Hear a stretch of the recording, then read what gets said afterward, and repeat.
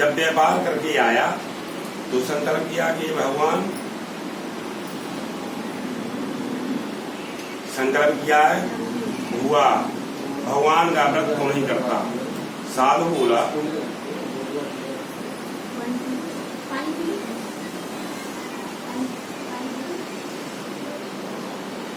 उन्होंने क्या किया कि साधु ने नगर में सखियों के साथ कन्या को देखते हुए देखा तो तुरंत ही हुआ है, मतलब इतने में क्या, वो व्यापार करते करते कहाँ गया, व्यापार करके आया। व्यापार करके आया तो अपनी लड़की को सखियों के साथ घूमते हुए देखा तो मन में विचार किया कि ये लड़की विवाह की योग हो गई। जब ये लड़की विवाह की योग हो गई है तो उन्होंने क्या किया कि अपने एक दूत को नासिक भेज दिया।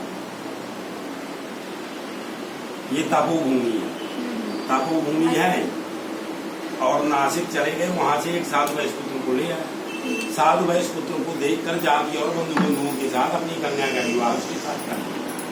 प्रारब्ध व संयोग सत्यनारायण भगवान का व्रत करना भूल गए, जिससे भगवान रुष्ट हो गए और नाराज हो गए। उसको श्राप दिया कि तुम्हें दारुण दुख। एक दिन क्या हुआ, जब बार बार सत्यनारायण भगवान का पूजन नहीं करता था, भगवान रुष्ट हो गए, उसको श्राप दे दिए। श्राप दे दिए तो क्या हुआ कि ये श्राप दे दिए कि तुम्हें दारुण दुख मिले। रुष्ट गए। एक दिन क्या हुआ, जैसे कोई डॉक्टर है, इंजीनियर है ना, कोई डॉक्टर है, इंजीनियर है, व्यापारी है, अपने बच्चों को भी ले जाता है। जैसे पूजा के लिए हम ही बोले तो हम भी अपने लड़का को बुला के मंदिर में बिठा दिए। अक्सर है भाई, जो काम है तो बच्चों को करना पड़ेगा। आज सिखाते हैं तो अपने जमातों को व्यापार भी करने के लिए नहीं गया। वहाँ राजा चंद्रवीर का राज चलता था, व्यापार करने लगा। व्यापार करते करते सत्यनारायण भगवान का पूजन नहीं किया। सत्यनारायण भगवान रुष्ट हो गए, नाराज हो गए और बोले कि तुम्हें दारुण दुख मिले। एक दिन क्या हुआ, राजा चंद्रवीर के घर में चोरी हो गई।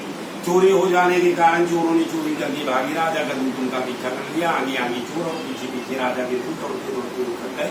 संयोग बस वहां आए जहाँ दोनों ससुर जमाता ठहरे हुए थे। राजा के घर को, मतलब ये दोनों ससुर जमाता वहां ठहरे हुए थे। राजा के दूत तो खाली थे, चोर बजा दिए थे, दौड़ते दौड़ते आए और चोरों ने क्या किया, जहाँ दोनों ससुर जमाता ठहरे थे उनके पास घर छोड़कर भाग गए। और राजा के दूत जो दोनों ससुर जमाता को मांग कर ले गए और उनको खुशी भी हुई कि राजा कुछ इनाम देगा। और राजा से बोला कि हम दो चोर पकड़ कर आए हैं, देख कर क्या थे। राजा बोला क्या क्या लेना है, जब चोर है महाती में महाकारागार में डाल दिया जाए। सत्यनारायण भगवान की माया की वसूली हो, किसी ने उनका कहना नहीं सुना। उनका जो धन था राजा चंद्रवीर ने ग्रहण कर दिया। उसी श्राप के द्वारा उसकी बहुत दुखी हुई। घर पर जो धन था उन्होंने चुरा दिया। शारीरिक और मानसिक नाव का भूख और प्यास से चिंता विता करती थी। जब कोई चारा नहीं रहता तो आदमी भिक्षा मांगने लगता है ना। पहले मांगता था, द्वापर त्रेता में, अब तो गृहस्थी बनाते हैं, भिक्षा मांगते हैं और वो करते रहते हैं, गृहस्थी बनाते रहते हैं। तो मतलब उसमें क्या है, इन्होंने कहाँ चले गए, मतलब दोनों जब कुछ नहीं था, कोई चारा नहीं रहता, इनको कारागार में डाल दिया जाए। उसकी पुत्री और स्त्री जब घर में कुछ नहीं था तो घर घर खाने के लिए, खाने की जरूरत है तो भिक्षा मांगते। भिक्षा मांगते मांगते मांगते मांगते एक ब्राह्मण के घर गई। शाम का टाइम था, सत्यनारायण भगवान का पूजन होते देखा। वहाँ बैठकर कथा सुना, प्रसाद ग्रहण, कथा सुनी, प्रसाद ग्रहण करी और रात को घर आई। तब उसकी माता लीलावती ने अपनी पुत्री कलावती से कहा कि ये पुत्री इतनी रात कहाँ रही, वो तेरे मन में क्या है, तेरा विचार क्या है। तब उसकी पुत्री ने कहा कि ये माता, मैंने एक ब्राह्मण के घर पंचाहा पर तेरे वाला सत्यनारायण भगवान का उत्तम पूजन होते देखा। वहाँ बैठ कर कथा सुना, प्रसाद ग्रहण कर आज ये हो गया। तुरंत गुरु के साथ सत्यनारायण भगवान का व्रत किया कि और बोला कि मेरे पति और जमाता शीघ्र ही घर आ जाए। साथ ही प्रार्थना की कि हम सबका अपराध क्षमा करो। इस तरह से सत्यनारायण भगवान संतुष्ट हो गए। राजा चंद्रगुप्त ने कहा, ये राजा दोनों मंदिर बहनों को कहा था छोड़ देना, मैं तुम्हारा घर को प्राप्त सब नष्ट करूंगा। जब राजा अच्छा होता है तो प्रजा से सलाह लेता है। प्रजा राजा से, राजा ने सभासदों को सभासदों ने कहा, ये राजा क्या सुनने सही लगता है, छोड़ने को कहा। हजामत आदि बनवाई पर से उन्होंने कहा कि ये राजा आपकी कृपा से घर जा रहे हैं। जय जय श्री स्कंद नारायण भगवान की जय।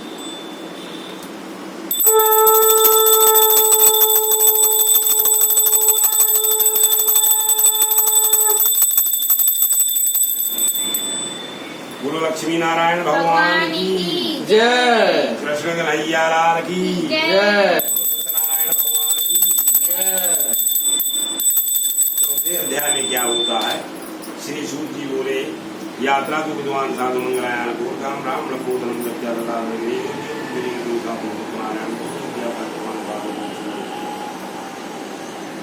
श्री सूत जी बोले वैसे मंगल चरण करके यात्रा आरंभ की और ब्राह्मणों को धन देकर अपने बैठ के थोड़ी दूर पहुंचे तो सत्यनारायण भगवान के साधु वैसे पूछा कि ये साधु मेरी नाव में क्या भरा हुआ है?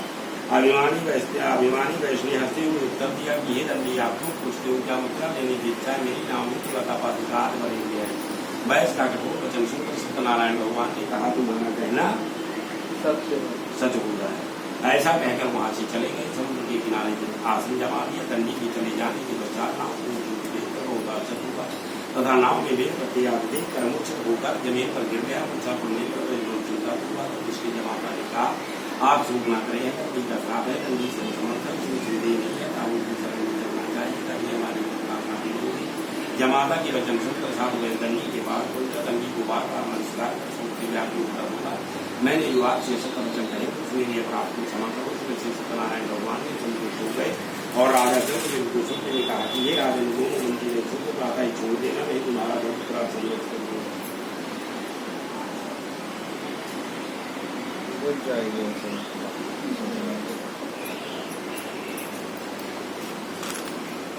मैंने जो आपसे सत्य वचन कहे थे मेरी अपराध को क्षमा करो। इस बार बार नमस्कार कर सुन से व्याकुल होकर सुन व्याकुल हो गए। विलाप करते हुए दंडी स्वामी ने से कहा वो मत मेरी पूजा से विमुख हो गया, इसलिए तुमने मेरी आज्ञा से पुनः करवाया। सत्यनारायण भगवान की ऐसी वैसे करने को हुआ। साधु बोला है भगवान विष्णु आपके रूप दो ब्रह्मा देवता जितना ही जान सकते तब मैं प्रसन्न मैं मूर्ख बनिया ज्ञानी कैसे जान सकता है? प्रसन्न हो जाइए, मैं अपनी समझ के अनुसार आपकी पूजा करूंगा। ऐसा अपना मन का सब कहा और मुझे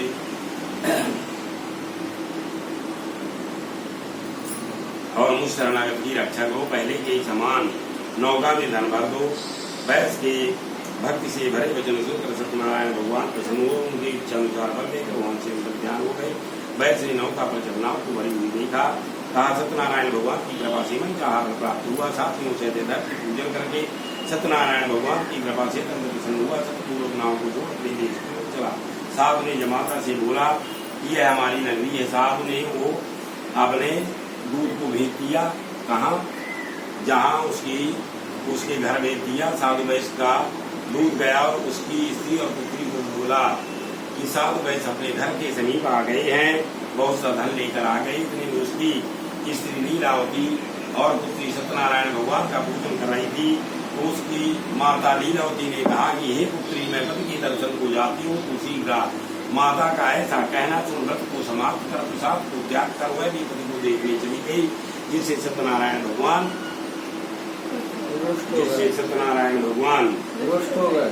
गुस्सा हो गए वहां से चले गए।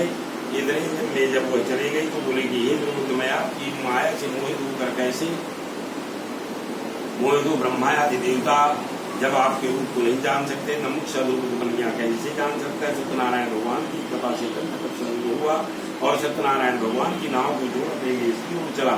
और जब वह नहीं गई प्रसाद नहीं खाई तो सत्यनारायण भगवान मृत्यु हो गई है और उसके स्वामी को नाव सहित पानी में डुबा दिया। तब कलावती अपने द्वापर देवता में सती प्रथा चलती थी तो खड़ाऊ लेकर सती होने का निश्चय किया। तो इतने में क्या हुआ कि उसकी माता लीलावती ने कहा कि मैं नहीं जानती कौन से देवता के कोप से नाव हरी गई है। सत्यनारायण भगवान का महत्व कौन जान सकता है? यह कह सज्जनों के साथ विलाप करने लगी और बोले कि मेरे पति आ जाए तो मैं सत्यनारायण भगवान की पूजा करूंगा यथाशक्ति। इतने में क्या हुआ सत्यनारायण भगवान प्रसन्न हो गए और साधु वैश्य को दर्शन दिया कि हे साधु वैश्य उन दोनों इतने में आकाशवाणी हुई कि तेरी कन्या सत्यनारायण भगवान का प्रसाद छोड़कर पति को देखने चली गई। इस इतने में क्या हुआ कि मतलब जब वो बार बार सत्यनारायण भगवान का पूजन नहीं करता था और जब उसके स्वामी को नाव से पानी में डुबा दिया, उसकी माता ने कहा कि मैं नहीं जानती कौन से देवता के कोप से नाव हरी गई है, सत्यनारायण भगवान का भक्त कौन जान सकता है। क्या चुगलों के साथ विलाप करने लगी और बोले कि मैं अपने शक्ति अनुसार सत्यनारायण भगवान की पूजा करूंगा। सत्यनारायण भगवान प्रसन्न हो गए और आकाशवाणी हुई कि तेरी कन्या सत्यनारायण भगवान का प्रसाद छोड़कर पति को देखने चली गई है, इसलिए इसका पति आदर्श हो गया है। यदि यह घर जाकर प्रसाद खाकर आए तो इसका पति अवश्य मिल जाएगा। आकाश से ऐसा वाणी सुनकर उसकी पुत्री घर गई और सत्यनारायण भगवान का प्रसाद खाकर आई तो अपने पुत्र को वहाँ पाया और बोले पिताजी देर क्यों करते हो, घर चलो, कन्या का वचन सुनो। मैं संतुष्ट हुआ और सत्यनारायण भगवान का विधान से पूजन कर गया। तब से वह हर एक पूर्णमासी और संक्रांति को सत्यनारायण भगवान का विधान से पूजन करने लगा। जय जय श्री स्कंद गुरुवाणी देवा खंडे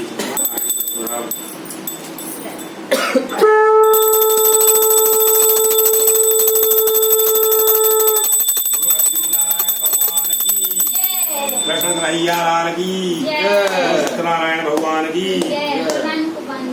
सावेरी के बेर सुदामा के तंदुल, सावेरी के बेर रुचि रुचि भोग लगारायण, श्रीवन नारायण नारायण नारायण, भजमन नारायण नारायण नारायण, रामो नारायण नारायण। दुर्योधन घर में त्यागी, दुर्योधन घर में त्यागी,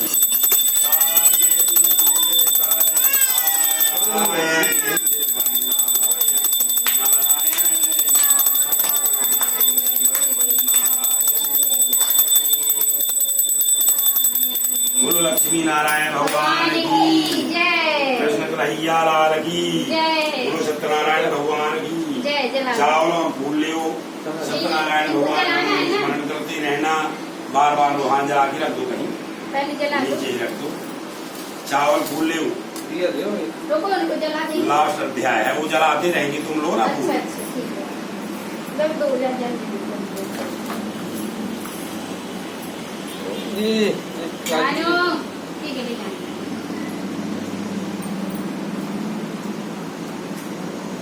श्री सूजी बोले सूदवाच कन्यासो प्रच्छामि सुनचमु साधमा आसीदं युवराजा प्रजाप्रबन्धः सत्यदेवतो सत्योदान भावता एकदासावनं ताता हत्ता बहु विधानसु।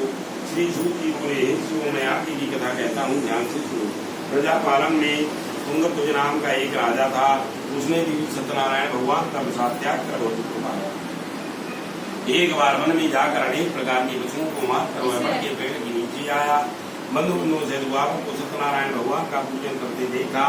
राजा देखकर अभिमान वश ना तो वहां गया न सत्यनारायण भगवान को नमस्कार किया। जब ग्वालों ने सत्यनारायण भगवान का प्रसाद राजा के पास रख दिया, वह राजा प्रसाद को नहीं खाया, वह राजा प्रसाद को त्याग कर बहुत दुख को पहुंचा। उसके 100 पुत्र भजनलाल सब नष्ट हो गए। जब वह सब समझ गया कि सत्यनारायण भगवान ने किया है, ऐसा मेरा विश्वास है, इसलिए वहां जाता हूँ जहाँ सत्यनारायण भगवान का पूजन होता है। सत्यनारायण भगवान का पूजन किया, सब कुछ पहले जैसा हो गया। तो वह सत्यनारायण भगवान की कृपा से सत्यनारायण भगवान की कृपा से उसको धन सर्व प्राप्त हुआ और वह राजा सत्यदेव की कृपा से और पुत्रादि से युक्त हुआ। तो संसार में भोग कर्म मिलने पर सब हो गया। जो मनुष्य इस परम दुर्लभ सत्यनारायण भगवान का व्रत करता है, भक्ति भाव से भगवान को करता है, सत्यनारायण भगवान की कृपा से उसको धन सर्व प्राप्त होता है, निर्धन पाता है और बंधन से छूट जाता है, भय भय से मुक्त हो जाते हैं। इसमें संदेह नहीं। सत्यनारायण भगवान मन चाहकर भोग कर अंत में सब लोग को पाते हैं। एक तो है आपसे सत्यनारायण भगवान का भक्ति करने से सब दुखों से छूट जाता है। विशेष कर कलयुग में सत्यनारायण भगवान की पूजा बदलानी है। सत्यनारायण भगवान को कोई कार कहते हैं, कोई सत्य कहते हैं, कोई ईश कहते हैं, कोई सत्यनारायण और कोई सत्यदेव कहते हैं। सत्यनारायण भगवान अनेक रूप धारण कर सबकी इच्छाओं को पूरा करते हैं। कलयुग में विष्णु से धारण किया हुआ सत्यनारायण भगवान का रूप होगा, जो सब इच्छा पर प्राप्त करेगा। हे विष्णु जो इसको नित्यपणता वह सुनता है, सत्यनारायण भगवान की पूजा से उसकी सब पाप दूर हो जाए। नष्ट हो जाते हैं। मैं उनकी अगली जन्मों को कहता हूँ तुम ध्यान से सुनो। जो बुद्धिमान सदानंद नाम का ब्राह्मण था वो दूसरे जन्म में सुदामा का जन्म लिया और श्री कृष्ण का ध्यान करना शुरू किया। लकड़हारा भेल गोराजा हुआ उस दिन की राम की सेवा करना शुरू किया। उनका मुखनाम का राजा दशरथ हुआ वो अभी रामचंद्र जी की सेवा कर धर्मात्मा जो साधु वैश्य था तो अपर की बात है, बार बार सत्यनारायण भगवान का पूजन नहीं करता था तो अपर की बात है। वो इतना दानी हुआ कि राजा और अपने पुत्र को आदि से आधा चीत कर श्री कृष्ण भगवान को दान दे